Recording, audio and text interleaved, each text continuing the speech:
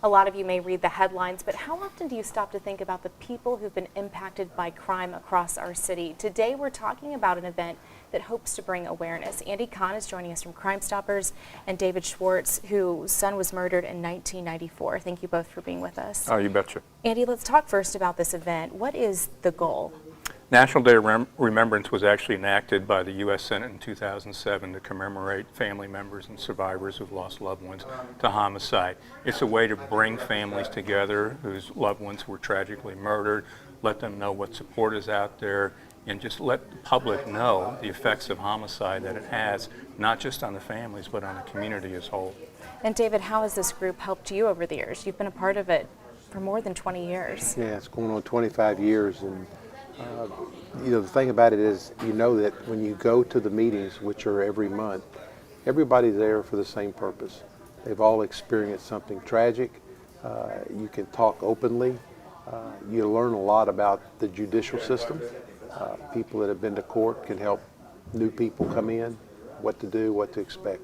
As we saw in last month's meeting, a few days ago, you have people whose cases have been solved. Luckily, it took yours 21 years. I have been with you and your family since my son was 5 years old.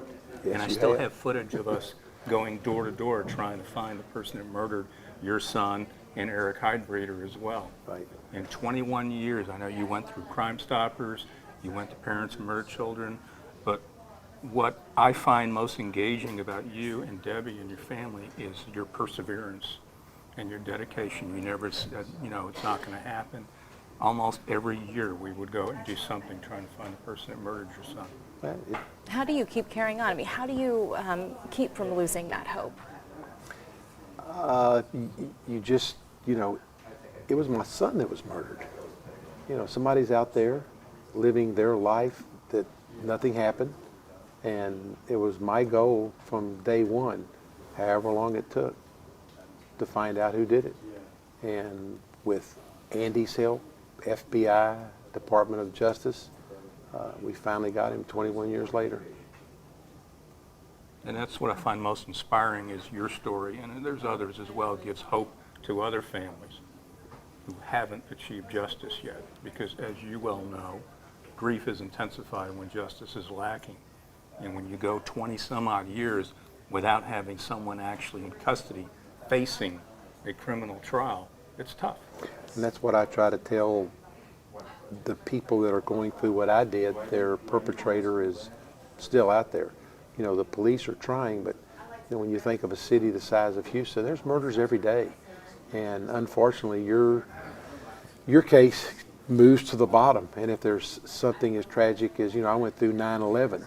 And when 9/11 happened, everything stopped as far as I was concerned. The FBI wasn't trying to find my killer. They're trying to, find Al-Qaeda and Osama bin Laden and everybody else.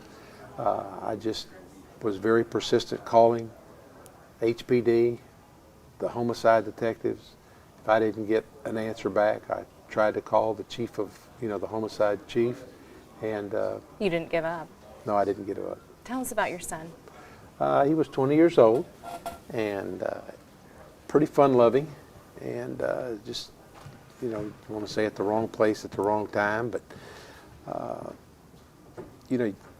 you heard it, I've heard it as a little kid, a parent should never bury a child. When you're 5 and 6 and 10 and 15, you never understand what that means until it happens to you. And, I'll never get over it. I try to get through it. And it's still today, it's day to day. Andy, where can families start?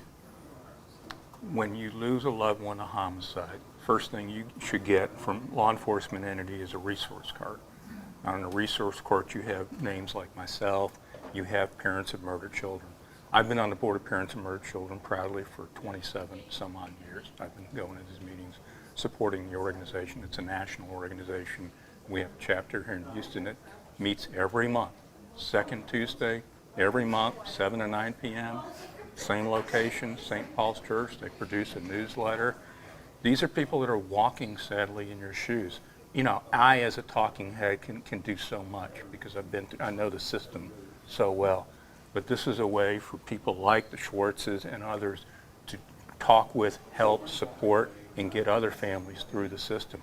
Parents of Murdered Children is probably the only organization I can ever think of where someone else actually writes out your membership for you. No one wants to be a member. No one wants it. Someone actually made a conscious decision to take your loved one's life. And so at least we have a support group for people out there who have lost family members. And it doesn't just have to be your children.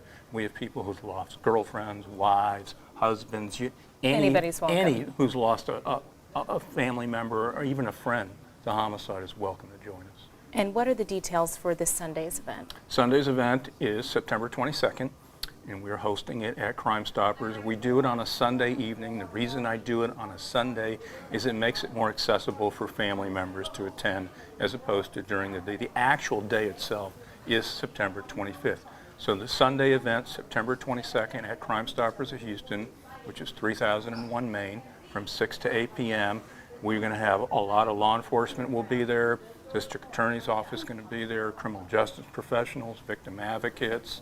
I'm sure elected officials will be there as well. But more importantly, we're bringing together families who's lost loved ones to homicide and showing that there is a community out there that truly cares for them and is going to try to do whatever we can to rebuild their lives. And David, what would you say? Maybe there's somebody at home listening who the grief is still new, the pain is still real, they're maybe hesitant about coming.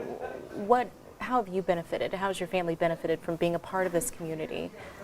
Well, first thing is my first meeting, I can remember that there were people that were there that had already been through the system. And, they talk about the judicial system, what to expect in court. I didn't realize at that point it was going to take me 21 years to experience it. But, I had a head start. And the only thing I can say is if you are going through a tough time, there are people and parents of murdered children that would love to take a phone call at any time of the day or night to talk to you about it. But the main thing is just don't ever give up. During the trial, I thought I knew a lot about what HPD had done because I really stayed on them. I was blown away how good a job HPD did, the homicide. They uncovered stuff that, of course, they couldn't tell me about. I tried to pry it out of them, but during the trial, I was just in awe of what they did. That support is so important. It is, and we attended the trial. And members of Parents of Murdered Children go to trials. They go to parole boards.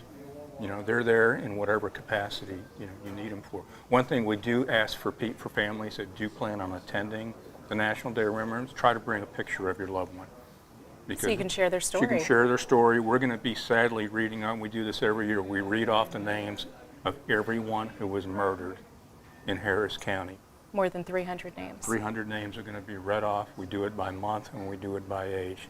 And I think that really hits home for everybody when you see, even if you don't have someone affected by murder, chances and the odds are that you know somebody. You know somebody, yeah. There's just no way you can avoid it for going around Yeah. it. So the public is invited to attend and support us as well. So we hope to see a lot of people out there supporting not just Parents of Murdered Children, Crime Stoppers, but the community in whole.